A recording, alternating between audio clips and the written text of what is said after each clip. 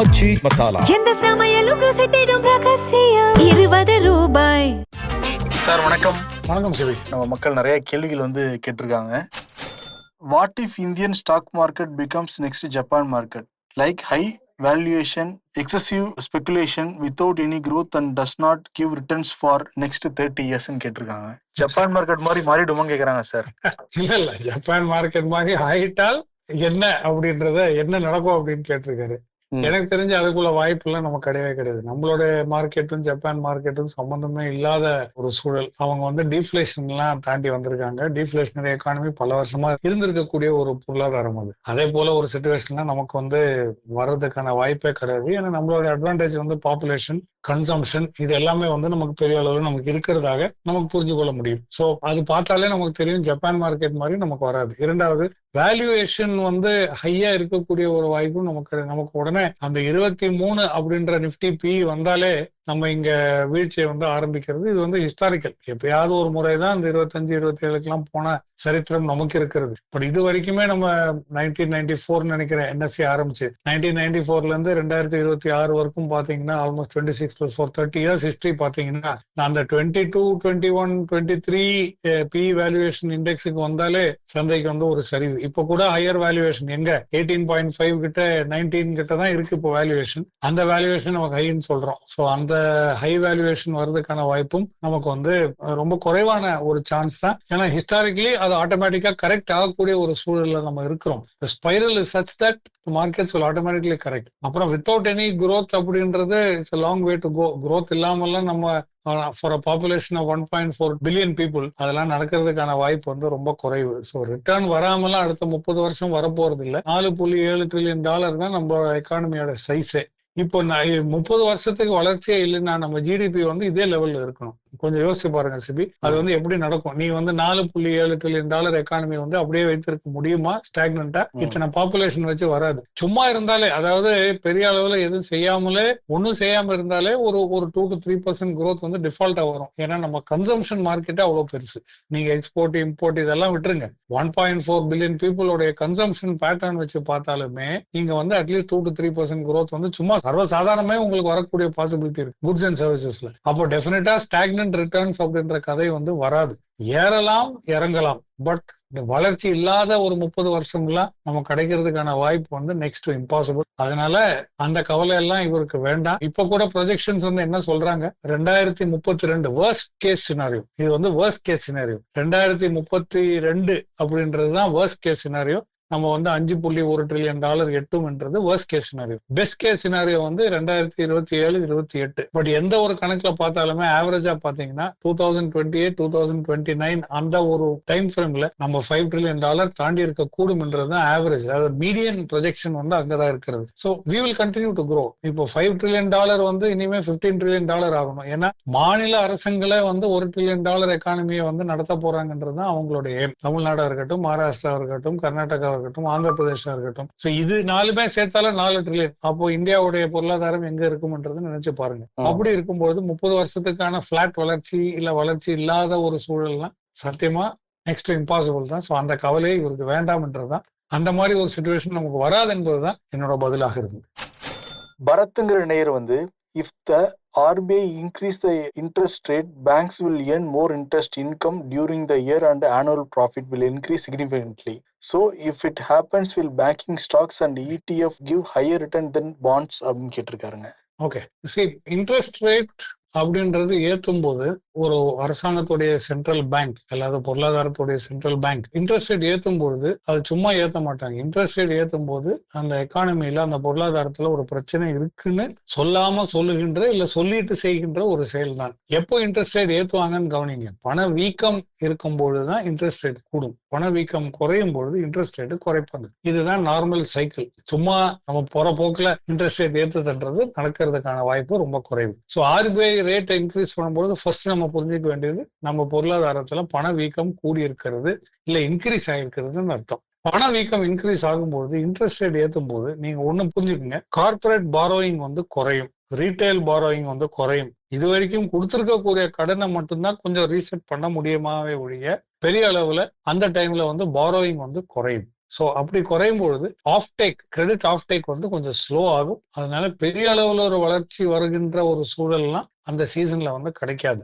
That is second. மூணாவது, இப்போ இருக்கக்கூடிய பேங்கிங் ஸ்ட்ரக்சர் நீங்க எடுத்து பாத்தீங்கன்னா, இப்போ ரீசெண்ட் ரிப்போர்ட்ஸ், ஐ திங்க் நேற்றோ இன்றைக்கு வெளியிட்ட ஒரு ரிப்போர்ட்ஸ், இது நான் கொஞ்ச நாளா சொல்லிட்டு இருக்கிறது, டெபாசிட் டு கிரெடிட் ரேஷியோ வந்து குறைஞ்சிக்கிட்டே போகுது, ரொம்ப வைடன் ஆகுது. அதாவது பேங்க் டெபாசிட்ஸ் வந்து குறையுது, கிரெடிட் ஆஃப் டேக் வந்து கூடுது. இது வந்து ஒரு ட்ரிக்கி கொஸ்டின். ஏன்னா பேங்க் வந்து நோட் அடிச்சு கிரெடிட் கொடுக்கறது கிடையாது. பேங்க் வந்து எப்படி கிரெடிட் கொடுக்குறாங்க அப்படின்றதுனா, நம்ம டெபாசிட் பண்ற பணம் தான் ஹையர் மார்ஜினை வச்சு வெளியே கொடுக்குறாங்க. இப்போ சமீபத்துல நீங்க ரீசன்ட் ஸ்டடீஸ், ஆர்பிஐ வெளியிட்ட ஸ்டடீஸ், பேங்கோட டேட்டா எடுத்து பாத்தீங்கன்னா டெபாசிட்ஸ் வந்து குறைகிறது, கிரெடிட் ஆஃப் டேக் கூடுகிறது. So that means differential is very very high year. So அப்படி நம்ம கிட்ட பேங்க்கு கிட்டே இருக்கக்கூடிய அந்த முதலீட்டு மீன்ஸ் டிப்ளாயபிள் அமௌண்ட் வந்து குறையும் பொழுது இதுக்கு ஆல்டர்னேட் வந்து நம்ம பார்க்க வேண்டிய ஒரு சூழல்ல நம்ம இருக்கிறோம். ரைட். ஸோ இப்படி இருக்கும் சூழல்ல பெரிய அளவுல ப்ராஃபிட் வளர்ச்சி எல்லாம் நடக்கும் அப்படின்றது எதிர்பார்ப்பு நம்ம வைத்திருக்க கூடாது. ஏன்னா கிரெடிட் ஆஃப் டேக் வந்து குறையறதுக்கான வாய்ப்பு இல்ல ஸ்டாக்னண்டா இருக்கக்கூடிய ஒரு வாய்ப்பு தான் இருக்கும் இன்ட்ரெஸ்ட் ரேட் கூடும்பொழுது. பேங்கிங் ஸ்டாக்ஸ் எப்பவுமே, இப்போன்னு இல்ல, ஒரு வளர்ற எக்கானமில எப்பவுமே பேங்கிங் ஸ்டாக்ஸ் ஃபேவரட். ஏன்னா they are the fundamental and primary source for capital. So எப்பவுமே அது கொஞ்சம் ஃபேவரட்டா இருக்கும். ஆனா இந்த இன்ட்ரெஸ்ட் ரேட் ஏற்ற இறக்கங்கள் வரும்போது ஈல்டு சேஞ்சஸ் இந்த bonds make the bonds attractive. So அந்த மாதிரி நேரங்கள்ல டெஃபினட்டா பாண்ட் மார்க்கெட்ல கொஞ்சம் நமக்கு இன்ட்ரெஸ்டிங்கா இருக்கும். பாண்ட் மார்க்கெட் ரிட்டர்ன்ஸ் வந்து கொஞ்சம் நார்மலை விட அதிகமா கிடைக்கின்ற ஒரு சூழல் வந்து டெஃபினட்டா நமக்கு ஏற்படக்கூடும். ETF வந்து டைரக்டா அப்படி நம்ம சொல்ல முடியாது. Because ETFs are linked to different product all together. நம்ம கோல்டு அண்ட் சில்வர் ETF எல்லாம் வச்சு அதுக்கு வேலை 1000 காரணங்கள் இருக்கிறது. Not just by RBI raising interest rate. So அதனால தான் நான் ETF பத்தி ஸ்பெசிஃபிக்கா அந்த பதில் சொல்ல. But bonds will get very attractive during interest rate change. RBI வந்து இன்ட்ரெஸ்ட் ரேட் மாற்றும் போது பாண்ட்ஸ் வந்து ரொம்ப அட்ராக்டிவா இருக்கும் அண்ட் அதோட ரிட்டர்ன்ஸ் கூட கொஞ்சம் எக்ஸைட்டிங்கா இருக்கும். இந்த பாண்ட் வச்சு இன்னொரு கேள்வி வந்திருக்கு சார். லோகநாதன் கணேசன்கிற நேயர் வந்து அந்த பாண்ட் இன்வெஸ்ட்மெண்ட்டை பத்தி நம்ம ஷோல கூட ஒரு நாள் சொல்லியிருந்தோம் சார். நீங்க சொல்றேன்னு சொல்லியிருந்தீங்க. இப்ப அவர் என்ன கேட்கிறாரு அப்படின்னா, FDயை விட இது வந்து பாண்ட்ல நல்ல ரேட் வருமா, இன்ட்ரெஸ்ட் வருமா நமக்கு அப்படின்னு கேட்கறாங்க பாண்ட்ல. இப்ப FD வந்து is a fixed rate. Okay, இப்போ வந்து பாண்ட்ஸ்ன்றது இப்ப FDA ஒரு டைப் ஆஃப் பாண்ட் தான். பேங்க் கொடுக்குன்ற ஒரு பாண்ட் அப்படின்றத நம்ம நீங்க ஃபர்ஸ்ட் புரிஞ்சுக்கணும். இரண்டாவது, பாண்ட்ஸ் அப்படின்றது நம்ம பிரிக்கணும். ஆக்சுவலா 2 டைப்பா, அது ஈஸியா புரியறதுக்கான 2 டைப்பா நம்ம பிரிச்சுக்கலாம். ஒண்ணு வந்து கார்பரேட் பாண்ட்ஸ், அதாவது கம்பெனிகள், நிறுவனங்கள் இஷ்யூ பண்ணக்கூடிய பாண்ட்ஸ். அவங்க உங்ககிட்ட இருந்து கடன் வாங்குறது, டைரக்டா கடன் வாங்குறாங்க. அதுக்கு வந்து ஒரு குறிப்பிட்ட தொகை உங்ககிட்ட இருந்து வாங்குறாங்க. FD மாதிரி ஒரு பாண்ட் பத்திரத்தை கொடுக்குறாங்க. அந்த பாண்டுக்குள்ள இன்ட்ரெஸ்ட் ரேட், அது கூப்பன் ரேட்னு சொல்லுவோம். அந்த கூப்பன் ரேட் வந்து உங்களுக்கு இஷ்யூ பண்ணுவாங்க. 3 years, 5 years, 4 years, 7 years, இந்த மாதிரி மாறி மாறி வரும். இரண்டாவது. மூன்றாவது, ரிஸ்க். இந்த கார்பரேட் பாண்ட்ஸ்ல வந்து நம்ம முதலீடு செய்யும் பொழுது டெஃபினட்டா ரிஸ்க் ஃபேக்டர், அது கிறிசில் ரேட்டிங், அதுல வந்து பாண்ட் ரேட்டிங் இருக்கு. AAA, AA, B, BB minus, இந்த மாதிரி எப்படி ஒரு நாட்டுக்கு சாவரன் ரேட்டிங் இருக்கிறதோ அதே போல பாண்ட்ஸுக்கு வந்து ரேட்டிங் உள்ளது, அந்த ரிஸ்க் ரேட்டிங் உள்ளது. ஸோ சேஃபா இருக்கக்கூடிய AAA இல்ல AA இல்ல B வரைக்குமே போகக்கூடிய பாண்ட்ஸ் எல்லாமே நம்ம வந்து கொஞ்சம் சேஃப், நமக்கு பேங்கை விட கொஞ்சம் பெட்டர் ரிட்டர்ன்ஸ் கிடைக்கின்ற ஒரு பாசிபிலிட்டி டெஃபினட்டாக இருக்கிறது. பட் த ஹையஸ்ட் ரிட்டர்ன்ஸ், இப்போ பாண்ட்ஸ்ல வந்து ஹையஸ்ட் ரிட்டர்ன் FDயை விட 4-5% ஹையரா கிடைக்கக்கூடிய பாண்ட்ஸ் எல்லாம் இருக்கிறது. பட் அதோட ரேட்டிங் வந்து BB மைனஸ் C ரேட்டிங் இருக்கலாம். விச் மீன்ஸ் ரிஸ்க் ஃபேக்டர்ஸ் வந்து அதிகமா இருக்கிறதுன்றது எடுத்து காட்டுறாங்க. அது டிஃபால்ட் ஆகுன்றதுல நான் சொல்ல வரல. ரிஸ்க் ஃபேக்டர் அதிகமா இருக்கு, கேர்ஃபுல்லா இருங்க அப்படின்றதுதான். ஸோ ரிஸ்கையும் பார்க்கணும், ரிவார்டையும் பார்க்கணும் நீங்க வந்து FDக்கு ஒரு பெஞ்ச் மார்க்கை வைக்கும்போது. சரி, இந்த பாண்டை பத்தி நம்ம எப்படி டீடைல் தெரிஞ்சுக்கணும்னா, நீங்க செபியோட வெப்சைட், இது வந்து ஆன்லைன் பாண்ட் பிளாட்ஃபார்ம் ப்ரொவைடர்ஸ் அப்படின்றது OBPP, online bond platform providers. இவங்களுடைய ஃபுல் லிஸ்ட், அதாவது செபி ஆதரைஸ் NSE-லயும் சரி BSE-லயும் சரி, அந்த ஃபுல் பட்டியல் வந்து நமக்கு சிங்கிள் ஷீட், ஒரு எக்ஸல் ஷீட்டா அவைலபிளா இருக்கக்கூடிய டவுன்லோடபிள் ஃபார்மேட்ல செபி வெப்சைட்ல இருக்கு. ஆல்மோஸ்ட் NSE-யோட லிஸ்ட் பாத்தீங்கன்னா ஒரு 52-53 ரெஜிஸ்டர்ட் ஆதரைஸ்ட் பாண்ட் பிளேயர். இதுல சில புரோக்கர்ஸ் வருவாங்க, எக்ஸ்க்ளூசிவ் பாண்ட் பிளேயர்ஸ் இருக்காங்க. அந்த மாதிரி இருக்கக்கூடிய 52 சைட்டு கிட்ட செபி சைட்லயே நமக்கு அவைலபிளா இருக்கு list of online bond platform providers. நமக்கு இப்போ ஆல்ரெடி நம்ம புரோக்கிங் அக்கௌண்ட் ஒரு புரோக்கர் கிட்ட வைத்து அந்த புரோக்கரே வந்து இங்க பாண்ட்ஸுக்கு ரெஜிஸ்டர்டா இருந்ததுன்னா நீங்க டைரக்டா அந்த பிளாட்ஃபார்ம் மூலமா நீங்க வாங்கலாம். அப்படி இல்ல அப்படின்னா நீங்க alternate investment through exclusive bond provider பிளாட்ஃபார்ம்ஸும் கூட அந்த செபி ப்ரொவைடர் லிஸ்ட்ல வந்து நமக்கு தெரிய வரும். You can use those platforms to directly invest. இது குறைந்தபட்சம் 1000 ரூபாயிலிருந்து up to 10,000 or 12,000 or even உங்களுக்கு தேவையான தேவையான அளவுக்கு நீங்க முதலீடு செய்யக்கூடிய அமௌண்ட்டுக்கு நீங்க முதலீடு செய்யலாம். But starting point is 1000 rupees அப்படின்றதே நான் சொல்ல விருப்பப்படுறேன். ஸோ நீங்க பாண்ட்ஸை அனலைஸ் பண்ணோம், அது கவர்மெண்ட் கம்பெனியா இல்ல பிரைவேட் கம்பெனியா, அதோட கிறிஸ்டல் ரேட்டிங் என்ன, கூப்பன் ரேட் என்ன, எத்தனை வருஷத்துக்கான ஹோல்டிங் பீரியட், நமக்கு எவ்வளவு இன்ட்ரெஸ்ட் கிடைக்கும், அது செமி ஆனுவலா ஆனுவலா எண்ட் ஆஃப் டென்யூரா, அது எப்படின்றத நம்ம பார்த்து புரிஞ்சுக்கிட்டு you can invest in bond. So it is an attractive part of an investment portfolio. ஒவ்வொருத்தரோட இன்வெஸ்ட்மெண்ட் போர்ட்ஃபோலியோமே இந்த பாண்ட் இன்வெஸ்ட்மெண்ட் ஓரளவுக்கு இருக்க வேண்டும். பர்டிகுலர்லி நவ் பணவீக்கம் நம்மளை நோக்கி பாயும் பொழுது டெஃபினட்டா இன்ட்ரெஸ்ட் ரேட் சேஞ்சஸ் வரும். So the bond markets can get, நம்ம எதிர்பார்க்கறதை விட இல்ல தெரியாததை விட ஆக்டிவா இருக்கக்கூடிய ஒரு சூழல் ஏற்படக்கூடும். சார், இப்போ பாண்ட் நம்ம இன்வெஸ்ட் பண்றப்ப ஹோல்டிங் பீரியடுங்கிறத ஒவ்வொரு கம்பெனிக்கும் மாறுபடலாம், ஒவ்வொரு நிறுவனத்துக்கும் மாறுபடலாம். ஆமா ஆமா மாறலாம். இப்ப நமக்கு அவசரமா தேவை அப்படிங்கிற பட்சத்துல எப்படிலாம் நம்ம எடுத்துக்க முடியும் பிரேக் பண்ணி, அதே மாதிரி பாண்ட்ல எடுக்க முடியுமா? அதனாலதான் சிபி நான் சொன்னது ஆன்லைன் பாண்ட் பிளாட்ஃபார்ம்ஸ். ஸோ இதுல வந்து பாண்ட்ஸ் ஆர் ட்ரேடபிள். நம்ம எப்படி ஸ்டாக்க ட்ரேட் பண்றோமோ ETF எப்படி வாங்கி விற்கலாம், விற்கிறதா எத்தனை பேர் விற்கிறாங்கன்றதுலாம் எனக்கு தெரியாது. பட் விற்கலாம். மியூச்சுவல் ஃபண்ட் யூனிட்ஸ் டிமேட்ல இருந்தா நீங்க வாங்கி விற்கலாம் தானே, அதுல எந்த விதமான தடையும் கிடையாது. அதே போல பாண்ட்ஸும் ட்ரேடபிள் தான். ஸோ பாண்ட்ஸை வந்து நீங்க ட்ரேட் பண்ணிக்கலாம், அவ்வளவுதான். அதனாலதான் ஆன்லைன் பாண்ட் புரோக்கிங் பிளாட்ஃபார்ம்ஸ்ல வந்து நீங்க அது யூஸ் பண்ணி நீங்க ட்ரேட் பண்ணீங்கன்னா நீங்க வாங்கலாம் விற்கலாம், அந்த மாதிரி இருக்கிறது. அது ஈல்டு, அந்த கூப்பன் ரேட், இது எல்லாமே மாறும் இல்லையா சிபி? சோ இப்போ 10 வருஷத்துக்குள்ள பாண்ட் வந்து நீங்க வாங்கி விற்கணும் அப்படின்னா அதுக்குள்ள டிமாண்ட் வந்து வேணா குறையலாம். இமீடியட் டேர்ம், அதாவது மெச்சூரிங் 6 months 1 year 2 years இந்த மாதிரி இருக்கிறது தான் இன்னும் கொஞ்சம் ஆக்டிவா இருக்க கூட வாய்ப்புகள் இருக்கிறது. ஸோ எஸ், பெரிய அளவுல நமக்கு லிக்விடிட்டி இல்லைனாலும் it is possible to transact bonds on the online platform. So அது வாங்கி விற்கலாம். கௌதம்ங்கிற நேயர் வந்து, what are the new age technology companies in India? Can you give example? If we take AI, all AI based companies are in US, how can we invest in India? Thanks in advance. நன்றி சொல்லியிருக்காரு sir. So all AI companies are not necessarily based in US.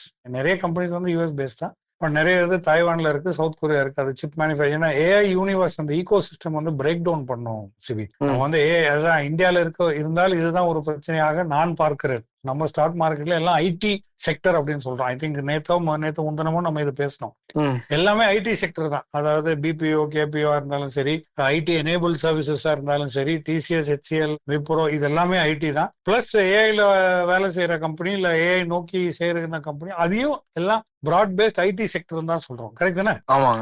So அப்படி இருக்கும்போது நமக்கு எல்லாமே நமக்கு AI இல்ல அப்படின்றதான் நமக்கு ஒரு தோற்றமாக இருக்கு. பட் அது தவறு. ஃபார் இன்ஸ்டன்ஸ் இதுல இந்த கேள்வியில வந்து 2 விதமான ஆன்சர் பண்ண விருப்பப்படுறேன். ஃபர்ஸ்ட் வந்து நீங்க US பேஸ்ட் AI கம்பெனிஸ்ல நீங்க முதலீடு செய்யணும்னா நீங்க உங்களோட புரோக்கர் மூலமாக நீங்க வந்து US ட்ரேடிங் அக்கௌண்ட்டை வந்து நீங்க ஓபன் பண்ணி ஆக்டிவேட் பண்ணி நீங்க அதை ட்ரேட் பண்ண முடியும். ஒவ்வொரு இந்தியன் சிட்டிசன்னாலேயுமே you can trade in stocks in the US, not just in the US but in 30 different countries. GIFT city வழியா போனீங்கன்னா ஆல்மோஸ்ட் 30 நாடுகளுக்கு இருக்கிற ஸ்டாக்ஸ் இல்ல மியூச்சுவல் ஃபண்ட்ஸ் இண்டிசஸ் இது எல்லாமே ட்ரேட் பண்ணக்கூடும். US ஸ்டாக்ஸ் வேணா நிறைய புரோக்கர்ஸ் வந்து இப்ப எக்ஸிஸ்டிங் புரோக்கர்ஸை வந்து டைரக்ட் டைப் வச்சு பண்றாங்க. It is authorised. ஒரு வருஷத்துக்கு வந்து 250,000, தட் மீன்ஸ் $250,000 வரைக்குமே இதுக்கு பயன்படுத்த முடியும் அப்படி என்பதையும் நான் சொல்ல விருப்பப்படுறேன். So it is possible to invest in those AI stocks. First நீங்க பிராட்காம் வாங்கணும்னு நினைச்சாலும் சரி, மெட்டா வாங்கணும் சரி, கூகுளா இருந்தாலும் சரி, ஆல்பபெட்டா இருந்தாலும் சரி, இது எல்லாமே நம்ம NVIDIA இருந்தாலும் சரி வாங்க முடியும். ஃபிராக்ஷனல் இன்வெஸ்டிங் வரைக்கும் பாசிபிள். அப்படின்னா நீங்க ஒரு ஷேரா வாங்க வேண்டாம், டாலர் கணக்குல நீங்க 1/10 of a ஸ்டாக் இல்ல 1/8 of a ஸ்டாக் இந்த மாதிரி எல்லாம் கூட fractional investing is possible. So AI stocks வந்து USல இருந்தாலும் சரி, வேற 30 நாடுகள்ல இருந்தாலும் சரி, கிஃப்ட் சிட்டி வழியா அல்லது டைரக்டா உங்க புரோக்கர் வழியா அதை இன்வெஸ்ட் பண்ண முடியும். டாலர் டெசிக்னேட்டட் இன்வெஸ்ட்மெண்ட் முடியும். Fractional investment possible. ஆனா இன்ட்ராடே இதுல பண்ண முடியாது, ஏன்னா ஃபிராக்ஷனல் ஷேர்ஸ். ஸோ டெலிவரி எடுத்துதான் நம்ம பண்ண முடியும். $250,000 அதாவது $250,000 வரைக்குமே ஒரு வருஷத்துக்கு ஒரு ஃபைனான்சியல் இயருக்கு நீங்க இதுக்கு பயன்படுத்தலாம். So this is first answer. Second, இந்தியாவில் இருக்கக்கூடிய AI கம்பெனிஸ் அப்படின்னு பார்த்தா நமக்கு பர்சிஸ்டன்ட் சிஸ்டம்ஸ் இருக்கு, கோஃபோர்ஜ் இருக்கு. இந்த மாதிரி நிறைய கம்பெனிஸ் வந்து இதெல்லாம் உதாரணத்துக்கு நான் சொல்றது which are getting into AI or AI driven or AI enabled servicesக்காக பெரிய அளவுல அவங்களுடைய டைரக்ஷனை மாற்றி இந்த AI செக்டருக்குள் நுழையிறதுக்கான நிறைய activity. In fact diverted totally away from regular IT into அந்த மாதிரி இருக்கக்கூடிய ஒரு இரு பங்களுடைய உதாரணங்கள் நான் சொல்ல அதை விட அதிகமா இருக்கிறது. மூன்றாவது வந்து இந்த AI கேபெக்ஸ்ல இருக்கக்கூடிய கம்பெனிஸ். இப்ப AI கேபெக்ஸ் என்னன்னா, நம்ம வந்து எப்பவுமே அதாவது என்னைய பொறுத்த வரைக்கும் சரி, we are at the wrong end of the AI spectrum. அதாவது நம்ம வந்து ஸ்கேல் கொடுக்கலாம், GCC எஸ்டாப்ளிஷ் பண்ணலாம், சர்வீசஸ் அண்ட் எனேபிள் சர்வீசஸ் கொடுக்கலாம். பட் ஏஐ சிப் மேனுஃபேக்சரிங் இல்ல டிசைன் இது எதுக்குமே நம்ம பண்ண முடியாது. ஸோ இந்த ஸ்கேலிங் இஸ் பாசிபிள். எப்படி வந்து அந்த காலத்துல வந்து ஐடி எனேபிள் சர்வீசஸ்க்கு வந்து நம்ம உலகத்துக்கே பேக் எண்டா இருந்தோமோ, அதே போல ஏஐக்கு வந்து நம்ம வந்து சூப்பர் ஸ்கேலர்ஸ் இல்ல ஹைப்பர் ஸ்கேலர்ஸ் அப்படியா மாறக்கூடும். அப்படி மாறக்கூடுமானால் கேபெக்ஸ் ட்ரெண்ட்ஸ் இன் ஏஐ வந்து ரொம்ப அதிகரிக்கக்கூடிய ஒரு பாசிபிலிட்டி நமக்கு டெஃபினட்டாக இருக்கிறது. ஸோ இதுல முக்கியமா நமக்கு ஒரு சில குறிப்பிடத்தக்க செக்டர்ஸ், சில எக்ஸாம்பிள்ஸ் நான் உங்களுக்கு சொல்றேன். இது வந்து ஐ ஓப்பனரா இருக்கும் இந்த நிகழ்ச்சி கேட்கிற நிறைய பேருக்கு. ஃபார் இன்ஸ்டன்ஸ் நம்ம எனர்ஜி செக்டரா இருக்கட்டும், அதே போல sectors like copper cables and so on. உதாரணத்துக்கு நான் சொல்ல போனோம்னா ஸ்டெர்லைட் டெக், இது வந்து இவங்க வந்து ஒரு ஹைப்பர் ஸ்கேலர் அப்படின்ற முறையில எடுத்துக்கலாம். அவங்களுடைய சேஞ்ச் ரீசென்ட் டைம்ல பாத்தீங்கன்னா 500% கிட்ட அவங்களுடைய விலை ஏற்றம் நடந்திருக்குது ஸ்டெர்லைட் டெக்னாலஜிஸ். ரைட். இன்னொன்னு HFCL, இவங்களுடைய காம்படிட்டிவ், ஸ்டெர்லைட் டெக்கோட காம்படிட்டிவ் இதுவும் ஏஐ ஹைப்பர் ஸ்கேலர். ஏன்னா they provide facilities for GCCs and இந்த ஏஐ ரிலேட்டட் சர்வீசஸுக்காக இந்தியாவில சப்ளை பண்ண அது வந்து ஒரு 176% ஏற்றத்தை சந்தித்திருக்கிறது. அதே போல MTAR அப்படின்னு சொல்றது ஒரு 3 மடங்கு விலை ஏற்றம் சந்தித்திருக்கிறது. சோ இதுல முக்கியமா நம்ம புரிந்து கொள்வது என்னன்னா, அதே போல ஃபினோலெக்ஸ் கேபிள்ஸ் இது எல்லாமே we are just starting. அந்த ஹைப்பர் ஸ்கேலிங் மாடலுக்குள்ளாக நம்ம இனிமேதான் நுழைய போகிறோம். சோ நம்மளோட நினைப்பு என்ன, நம்ம வந்து பிராட்காம், என்விடியா இந்த மாதிரி ஸ்டாக் தான் நம்ம ஏஐ ஸ்டாக் நினைக்கிறோம். But remember the AI ecosystem is much bigger than just chips and the companies that you know. Hyper scaling வரும்போது these companies do extraordinarily well. அதே போல switchgears, transformers, wires, cables, cooling systems இது ரொம்ப ரொம்ப முக்கியம். ஏன்னா இப்போ ரீசெண்டா கூட நான் ஒண்ணு படிச்சேன். யூட்டா, யூஎஸ்ல இருக்கக்கூடிய ஒரு நகரம் யூட்டா, அங்க இருக்கக்கூடிய ஒரு ஜிசிசி இந்த மாதிரி ஒரு சென்டர்ல ஹீட், அதோட ஹீட் அவுட்புட் வந்து அவ்வளோ அதிகமா means it is so high that it is as 2 or 3 times the temperature of the sun அப்படின்றாங்க. புண்ணா இந்த கூலிங் செட்டப் வேணும்ல, கூலிங் டவர்ஸா இருக்கலாம், கூலிங் அது எப்படி கூல் பண்ண போகிறோம் அப்படின்றத நம்ம யோசிச்சு பார்க்க வேண்டும். Because the power and the draw can be very high. So இந்த மாதிரி இருக்கக்கூடிய ஸ்கேலிங் ஹைப்பர் ஸ்கேலர்ஸ் எல்லாமே நமக்கு வந்து இங்க பெனிஃபிட் ஆகும். இந்த கம்பெனிஸ் எல்லாம் பெனிஃபிட் ஆகும். and all this falls under the AI ecosystem. So AI stocks மட்டும் வெளிநாடு அப்படின்னு கிடையாது. ஏஐ ஹைப்பர் ஸ்கேலர்ஸ் அண்ட் இந்த நான் சொன்ன இந்த ரிலேட்டட் ஃபீல்ட்ஸ் எல்லாமே இந்தியால டெஃபினட்டா இது வந்து ஆல்ரெடி ஏற்றம் சந்தித்திருக்கிறது, இன்னமும் சந்திக்க கூடும். ஏன்னா ஏஐ ஜஸ்ட் அந்த த்ரெஷ்ஹோல்டு, இனிமேல் இப்பதான் அது சன்ரைஸ் இண்டஸ்ட்ரியா நம்ம பார்க்கிறோம். இன்னும் போக வேண்டிய தூரம் எவ்வளவோ இருக்கிறது. So there is a lot of scope. So அதனால ஏஐ வந்து நீங்க அங்க இன்வெஸ்ட் பண்றதுனாலும் சரி, இங்க இந்த ஸ்கேலர்ஸ் மாடல் நீங்க ஃபாலோ பண்ணி இன்வெஸ்ட் பண்றாலும் சரி, I think the scope is so much high. சிறப்புங்க சார். ஆக்சுவலி ரொம்ப டீட்டெயிலா நிறைய கேள்விக்கு வந்து பதில் சொன்னீங்க. அந்த பாண்டை பத்தி சொன்னது நிறைய பேருக்கு ரொம்ப யூஸ்ஃபுல்லா இருக்கும் சார். ரொம்ப நன்றி சார். Thank you sir. ஒரு நாட்கள் நம்ம பேசுவோம் சார். ஆச்சி மசாலா, எந்த சமையலும் ருசி தேடும் ரகசியம். 20